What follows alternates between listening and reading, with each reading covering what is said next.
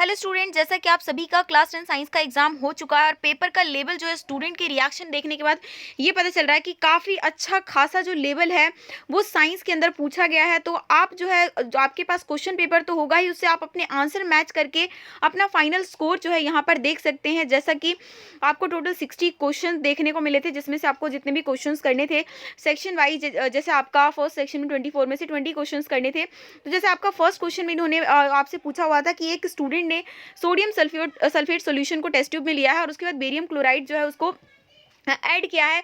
उसके बाद उसको एक इनसोल्यूबल सब्सटेंस मिलता है, तो वो आपको बताना है कि उसका कलर और मॉलिक्यूलर फॉर्मूला क्या होगा। तो वो जो इनसोल्यूबल सब्सटेंस है दैट इज बेरियम सल्फेट और उसका कलर वाइट कलर का होता है। तो आपका फर्स्ट क्वेश्चन का जो है सी ऑप्शन बिल्कुल करेक्ट है। नेक्स्ट क्वेश्चन है, which of the following oxide are soluble in water to form alkalines. Alkalines बनाने के लिए इनमें से कौन से जो ऑक्साइड हैं वो वाटर में सोल्यूबल हैं। तो वाटर में सोल्यूबल आपका first option and third option दोनों करेक्ट है और इसलिए आपका जो है ऑप्शन नंबर ए बिल्कुल ठीक है। नेक्स्ट क्वेश्चन जो है एक्सपेरिमेंट को लेकर आया था कि आपको इस डायग्राम को देखते हुए बताना है कि इसका करेक्ट जो इसमें से कौन से गैस का फॉर्मेशन हो रहा है। तो इस वाले में आप देख रहे होंगे कि हाइड्रोजन गैस जिसको कि पॉप साउंड से वो निकलता है। तो क्वेश्चन नंबर थर्ड का आपका डी ऑप्शन जो है बिल्कुल करेक्ट है। नेक्स्ट हमारा था क्वेश्चन नंबर 4। क्वेश्चन नंबर 4 में हमसे पूछा हुआ था इसमें से बताओ कि कौन सा इक्वेशन बैलेंस है। तो बैलेंस्ड इक्वेशन जो है ना आपका सिर्फ और सिर्फ बी है, बाकी सबके सब अनबैलेंस्ड है। नेक्स्ट क्वेश्चन, क्वेश्चन नंबर 5, जिसमें पूछा हुआ था कि आप बताओ इनमें से कौन सा जो है करेक्टली तरीके से मैच किया गया। तो ऑरेंज में ऑक्सैलिक एसिड नहीं होता बल्कि सिट्रिक होता है, टेमरिंड में एसिटिक नहीं बल्कि टार्टरिक होता है। हालांकि आंट स्टिंग वाला भी सही नहीं है, बी स्टिंग में मेथेनोइक एसिड होता है, लेकिन हम सिचुएशन के हिसाब से जो हम इसको सही मान के चल रहे हैं। तो सेकेंड एंड थर्ड जो है हमारा बिल्कुल करेक्ट है। नेक्स्ट क्वेश्चन जो है रेस्पिरेशन का है। रेस्पिरेशन हम सबको पता है कि एक एक्सोथर्मिक रिएक्शन है। उसके बाद नेक्स्ट क्वेश्चन चलते हैं, जिसमें हमसे ये पूछा हुआ था कि इसमें से कौन सा स्टेटमेंट जो है वो करेक्ट है। तो यहाँ पर जो करेक्ट है ना, ये क्वेश्चन मैंने आपको कराया भी था। खैर अगर आपने वीडियो देखा होगा तो आपको पता होगा कि ये मैग्नीज ऑक्साइड जो है रिड्यूस होता है और HCl जो है ऑक्सीडाइज हो रहा है। तो फर्स्ट एंड सेकेंड जो है आपका बिल्कुल करेक्ट है, सी ऑप्शन हो जाएगा करेक्ट। नेक्स्ट क्वेश्चन हमसे पूछा हुआ था कि इसमें से आप बताओ बेसिस के लिए कौन सा स्टेटमेंट सही है। तो ये तीनों स्टेटमेंट गलत थे, बस सिर्फ और सिर्फ डी स्टेटमेंट जो है वो सही था। नेक्स्ट क्वेश्चन हम चलते हैं, जिसमें हमसे पूछा हुआ है कि कौन सा सॉल्ट है, पेरेंट एसिड, पेरेंट बेस और नेचर ऑफ सॉल्ट जो है कैसा होगा। तो आपके ABC तीनों करेक्ट है, क्योंकि सोडियम क्लोराइड जो है आपका न्यूट्रल है, सोडियम कार्बोनेट आपका बेस है, बेसिटिक है और सोडियम सल्फेट आपका न्यूट्रल है। गलत गलत दे दिया, लेकिन सिर्फ डी ऑप्शन बिल्कुल करेक्ट है। और नेक्स्ट क्वेश्चन में पूछा हुआ था कि आपको बताना है कि हम केमिकल इक्वेशन को बैलेंस क्यों करते हैं, law of conservation of mass की वजह से। तो इसमें से कौन सी बात इनकरेक्ट है। तो A, B और D तीनों करेक्ट है, लेकिन इनकरेक्ट कौन सा है आपका C, इसलिए करेक्ट आंसर आपका ये हो जाएगा। क्वेश्चन नंबर 11 में हमसे जो है A और B दिखा दिया था हार्ट का स्ट्रक्चर में, जिसमें से हमने आसानी से पता कर लिया कि ये हमारा पल्मोनरी वेन्स है और ये हमारी पल्मोनरी आर्टरीज है। फिर जो है इसके बारे में 4 स्टेटमेंट दिया और हमें बताना है कि कौन सी बात सही है। तो यहाँ पर क्या बोला, it carries carbon dioxide rich blood to the lungs, कि जो पल्मोनरी आर्टरी है वो कार्बन डाइऑक्साइड रिच ब्लड को लंग्स के पास लेकर आता है, बिल्कुल सही बोला। और पल्मोनरी वेन्स जो है वो ऑक्सीजन रिच ब्लड को लंग्स से लेकर आता है, तो दोनों स्टेटमेंट ठीक है। साथ ही में तीसरा स्टेटमेंट क्या बोला कि जब ब्लड वेजल्स में पल्मोनरी वेन्स लेकर आता है ब्लड, तो उस टाइम पे लेफ्ट आर्टरियम रिलैक्स करता है, ये स्टेटमेंट भी ठीक है। तो फर्स्ट सेकेंड एंड थर्ड ठीक है, लेकिन फोर्थ बिल्कुल गलत है। तो आपका जो है फर्स्ट सेकेंड एंड थर्ड हमारा किस वाले में, डी ऑप्शन में, तो ये हमारा करेक्ट है। नेक्स्ट क्वेश्चन है, in living organism during respiration which of the following products are not formed if oxygen is not available. Oxygen available नहीं होने का मतलब क्या है कि एनारोबिक रेस्पिरेशन में क्या चीज़ फॉर्मेशन नहीं होता। तो एनारोबिक रेस्पिरेशन में ये चीज़ें बनती हैं, ये चीज़ें बनती हैं, लेकिन उसमें कार्बन डाइऑक्साइड प्लस वाटर तो बिल्कुल मतलब ये चीज़ नहीं बन सकता। ए ऑप्शन आपका करेक्ट है। नेक्स्ट क्वेश्चन पूछा हुआ था कि सिंगल सेल ऑर्गेनिज्म को लेकर कौन कौन से स्टेटमेंट ठीक है। तो इसको लेकर जो है आपका एक तो आपका ये सेकंड वाला और एक ये फोर्थ वाला, ठीक है ना, ये दोनों जो है स्टेटमेंट बिल्कुल सही है। तो सेकंड एंड फोर्थ आपका बिल्कुल करेक्ट है। अब आगे चलते हैं नेक्स्ट क्वेश्चन में, जिसमें से इन्होंने ये कहा कि जो प्लांट है ना वो वेस्ट प्रोडक्ट के रूप में क्या चीज़ रिमूव नहीं करता। तो ये रेजिन्स करता ही है, ड्राई लिप्स भी करता है, एक्सेस वाटर भी करता है। क्या नहीं करता है, तो वो यूरिया, वो तो इंसानों और जानवरों के बीच का मामला है, ठीक है ना। नेक्स्ट क्वेश्चन हमसे पूछा हुआ था कि आपको जो है ये देखना है कि आपका ए है क्या। तो ए सीधा सीधा हमें पता चल रहा है कि ये डायफ्राम है, और डायफ्राम के को लेकर जो है कौन कौन से स्टेटमेंट करेक्ट है ये हमसे पूछा हुआ था, ठीक है ना। तो यहाँ पर देखिए, इसमें यहाँ पर फर्स्ट स्टेटमेंट, सेकेंड और फोर्थ तीनों स्टेटमेंट ठीक है। फर्स्ट सेकेंड एंड फोर्थ हमारा ऑप्शन नंबर डी है, तो वो बिल्कुल सही है। आपका थर्ड वाला ऑप्शन जो है वो मतलब वो गलत है। नेक्स्ट क्वेश्चन था आपका ये क्लोज्ड स्टोमेटा का, जिसमें पूछा हुआ था कि कौन सा कंडीशन बिल्कुल सही है, तो इसके अंदर जो है आपका सी ऑप्शन बिल्कुल करेक्ट है। नेक्स्ट क्वेश्चन है आपका जो कनकेव मिरर है वो इनमें से कहाँ पर यूज किया जाता है, तो सोलर कुकर के अंदर कनकेव मिरर यूज किया जाता है। नेक्स्ट क्वेश्चन है मैग्नीफाइड इमेज अगर हम चाहते हैं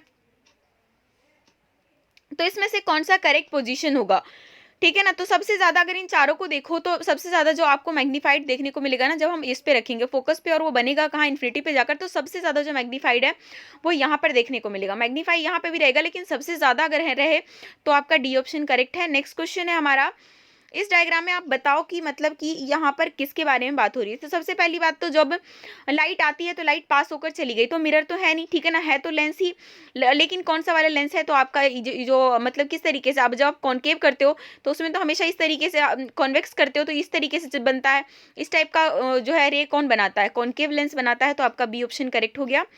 और नेक्स्ट क्वेश्चन हमसे पूछा हुआ था कि रे ऑफ लाइट जो है एयर से आ रहा है मीडियम ए में जिसका रिफ्रैक्टिव इंडेक्स इतना है, फिर उससे बी में जा रहा है जिसका इतना है और इतना है, ठीक है ना। तो आपका जो है इन्होंने कहा कि किस टाइम पे लीस्ट सबसे कम बेंड करेगा, तो सबसे कम बेंड जो है तभी करेगा जब वो बी से सी में जाएगा। पहली बात तो बेंड दो ही बार करेगा, जब वो एयर से ए में आ रहा है और दूसरी बात जब वो बी से सी में जा रहा है। तो और उसमें से डिफरेंस कम किस में है, जबकि वो बी से सी में जा रहा है, जिस वजह से सी ऑप्शन हो रहा है करेक्ट। नेक्स्ट क्वेश्चन है स्कैटरिंग ऑफ लाइट को लेकर कौन सा स्टेटमेंट सही नहीं है, तो स्कैटरिंग ऑफ लाइट को लेकर सारे स्टेटमेंट ठीक है लेकिन सी वाला ट्रू नहीं है। नेक्स्ट क्वेश्चन है हमसे पूछा हुआ है कि इस वाले में आप बताओ कि जो है जो इमेज फॉर्मेशन होगा उसका मैग्निफिकेशन कैसा होगा। कॉन्केव मिरर है, साथ में यहाँ पे बनाकर दिखा रखा है, तो साइन तो पॉजिटिव आएगा और वैल्यू मोर देन 1 रहेगा, तो बी ऑप्शन हो जाएगा करेक्ट। नेक्स्ट क्वेश्चन है 23 वाला। 23 में क्या है, इन दोनों को कंपैरिजन करके आप हमें बताना था कि कौन सा वाला जो है ट्रांसमिट मीडिया में सबसे ज़्यादा है, तो आपका जो है क्वेश्चन नंबर 23 का सी ऑप्शन हो रहा है करेक्ट। नेक्स्ट क्वेश्चन है 24 को लेकर, जिसमें उन्होंने कहा कि एक्स और वाई रिप्रेजेंट कर रहे हैं और वाइट लाइट हो रहा है, तो इसका मतलब डेफिनेटली इसका मतलब विबग्योर के हिसाब से या तो वायलेट है या रेड है, और जो हिंट दे रखा है ना उसमें वायलेट का कोई सीन ही नहीं है, तो इसका मतलब रेड ही रेड है। तो कलर जो कि डेंजर सिग्नल में यूज़ किया जाता है आप वैसे भी पता कर सकते हो आसानी से। और वाई आपका यहाँ पर क्या है, जो सबसे मतलब आपका वाई यहाँ पर क्या है, रेड कलर है, और रेड कलर को जो भी डेंजर सिग्नल में इस तरीके से हो गया। नेक्स्ट क्वेश्चन हमसे पूछा हुआ है कि यहाँ पे किसमें थर्मल डिकम्पोजिशन होगा, मतलब डिकम्पोजिशन के लिए हीट की जरूरत किसको पड़ती है, कैल्शियम कार्बोनेट को।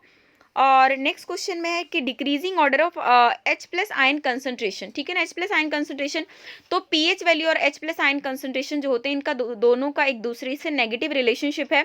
तो अगर आप हमने क्या कर दिया, अगर पीएच वैल्यू को घटा मतलब कि अगर मतलब इन्होंने क्या कहा है कि आप डिक्रीजिंग ऑर्डर में लिखो, ठीक है ना, तो आपका बिल्कुल ऑप्शन जो है ना सी वाला बिल्कुल करेक्ट होगा। नेक्स्ट क्वेश्चन में हमसे पूछा हुआ था कि यहाँ पर जो एक्सपेरिमेंट वाला क्वेश्चन है और इसमें हमसे पूछा हुआ है कि कौन सा वाला ठीक होगा, तो ये पोटेशियम कार्बोनेट वाला जो है आपके बुक में ऑलरेडी दिया हुआ है सोडियम कार्बोनेट को लेकर, तो आपका सोडियम पोटेशियम लगभग एक जैसे दिखाते हैं, तो आपका डी ऑप्शन बिल्कुल करेक्ट है। और अब क्वेश्चन नंबर 28 के बारे में अगर बात करें तो इसका डायग्राम ही इन लोगों ने सही नहीं बताया, लेकिन फिर भी अगर मोस्टली क्लोज जाएं तो आपका ए ऑप्शन करेक्ट हो सकता है, बाकी इसमें थोड़े से डाउट हैं। सीबीएसई का मतलब जो भी फाइनल करेगी वही माना जाएगा, बाकी इसमें प्रॉब्लम ही प्रॉब्लम है। नेक्स्ट क्वेश्चन है इसमें से कौन सा डिस्प्लेसमेंट दिखाएगा, ठीक है ना, डिस्प्लेसमेंट वही दिखाएगा जो ज़्यादा रिएक्टिव रहेगा, तो यहाँ पर जो है ना सेकंड कंडीशन और थर्ड कंडीशन में डिस्प्लेसमेंट हो पाएगा, जबकि और कंडीशन में नहीं हो पाएगा, तो ये आपका ऑप्शन करेक्ट हो जाएगा। इसमें से किसके पास वाटर ऑफ क्रिस्टलाइजेशन नहीं होता, तो वॉशिंग सोडा के पास होता है, प्लास्टर ऑफ पेरिस के पास होता है, लेकिन ब्लीचिंग पाउडर और बेकिंग सोडा के पास नहीं होता है, तो फर्स्ट एंड फोर्थ ऑप्शन ठीक है।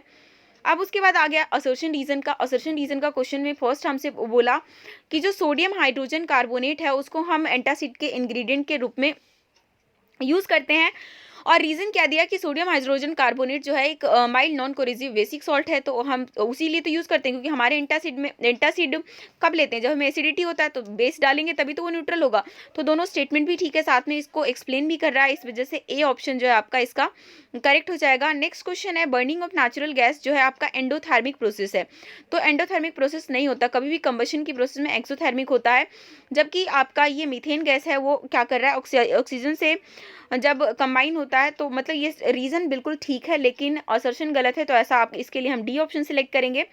क्वेश्चन नंबर जो 33 के अंदर असर्शन रीज़न दोनों ही ठीक है लेकिन एक्सप्लेनेशन सही नहीं दे रहा है, इस वजह से बी ऑप्शन के साथ जाएंगे।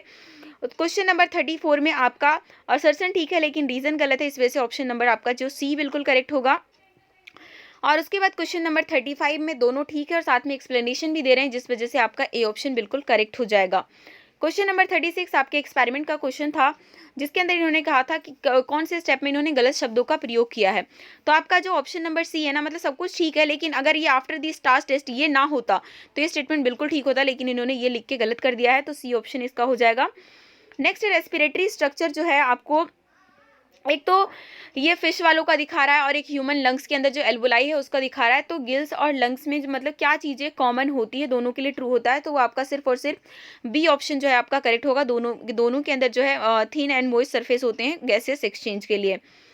अब नेक्स्ट क्वेश्चन है कि अब आपको जो लाइम वाटर के अंदर जब एक्सहेल करेंगे तो हमारे पास भी कार्बन डाइऑक्साइड है और उसमें तो ऑलरेडी है ही, तो वहाँ पर क्या होगा, परसेंटेज जो है कार्बन डाइऑक्साइड का बढ़ जाएगा, तो 38 का आपका सी हो जाएगा करेक्ट।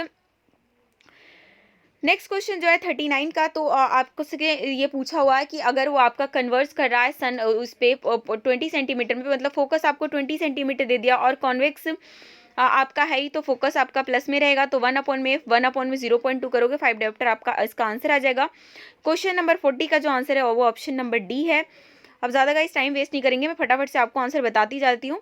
अब देखिए इन्होंने कहा कि जो स्मॉल इंटेस्टाइन में जो है ना, डियर में ज़्यादा बड़ा मतलब लंबा होता है उसकी लेंथ, जबकि टाइगर में कम होता है। क्यों? क्योंकि जो भी हार्बीवोर्स होंगे ना, तो वो सेल्यूलोज को पचाने के लिए उनको जो है बड़ा चाहिए होता है, तो जिस टाइप का खाना खाते हैं इसकी वजह से ये रीज़न हो रहा है, तो 41 का बी ऑप्शन करेक्ट हो जाएगा। नेक्स्ट है फ्लोएम, आपका वो दो कंपोनेंट बताने हैं फ्लोएम के जो कि transportation of food in plant करते हैं, वो sieve tubes and companion cell था। ये नॉर्मल क्वेश्चन पूछा गया था आपसे एग्जाम में। क्वेश्चन नंबर 43 न्यूमेरिकल का है, जिसका आंसर -40 सेंटीमीटर है।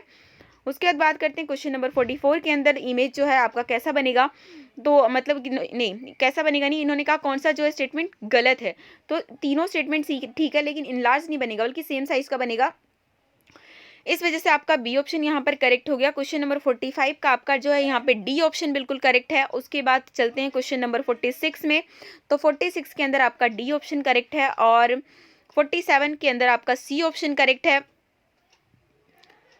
नेक्स्ट आपके पास जो है 48 क्वेश्चन में है, इन्होंने इतना कुछ दिया है, हालांकि हम और यहाँ से आराम से देख के हम पता कर सकते हैं कि ये दो स्टेटमेंट बिल्कुल गलत बोला है, क्योंकि जब प्रोसेस जो वाटर को एसिड में डिसॉल्व करते हो तो एंडोथर्मिक नहीं बल्कि एक्सोथर्मिक होता है। और इसके अलावा जब हम एसिड को डालेंगे तो जो है पीएच वो बढ़ेगा नहीं बल्कि घटेगा, जिस वजह से थर्ड एंड फोर्थ हमारा बिल्कुल स्टेटमेंट ठीक है। अब वो सेक्शन सी के अंदर आ गए, जिसमें इन्होंने हिंट हमें दे रखा था कि कैसे कैसे जो आपके मेटल है, तो यहाँ पे अगर एक बार हमें मेटल पता चल गया हम आसानी से क्वेश्चन को कर सकते हैं।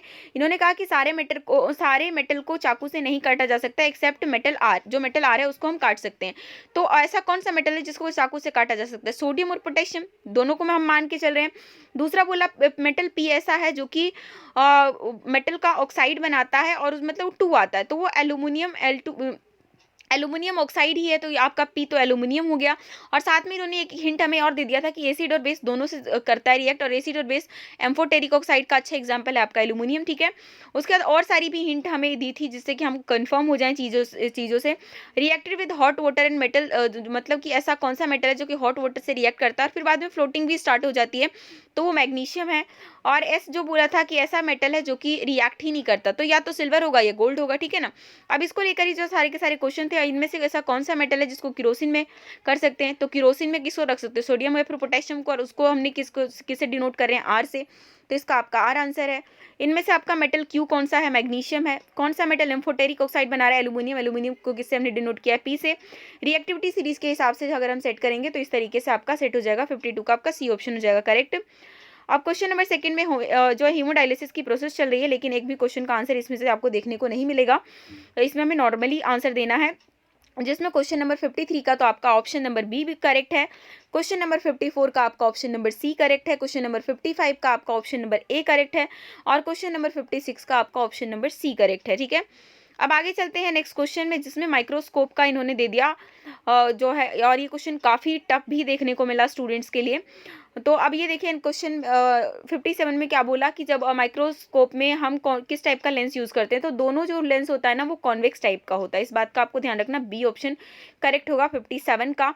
58 का जो है आपका डी ऑप्शन करेक्ट होगा। 58 का क्या होगा आपका, डी ऑप्शन करेक्ट होगा। 59 का आपका बी ऑप्शन करेक्ट होगा। और उसके बाद लास्ट का जो 60 क्वेश्चन है, ये तो गाइस मतलब मेनली पूरा आउट ऑफ सिलेबस से ही दे रखा है आपका। और मतलब इसमें जो थोड़ा-सा डाउट बना हुआ है, अगर आप में से किसी ने किया है तो आप इसको जो है कमेंट बॉक्स में ज़रूर लिख दीजिएगा। बाकी इनमें से आपको एक क्वेश्चन तो छोड़ना होता है, तो अगर आपने छोड़ भी दिया होगा तो भी सही है। तो ये जो गाइस एक अच्छा खासा लेवल आया था आपके साइंस के एग्ज़ाम का। बाकी आप जो जैसा भी एग्ज़ाम गया आप टेंशन मत लीजिए, आपको जो है मैथ्स के एग्ज़ाम की प्रिपरेशन करनी है और उसमें लग जाना है।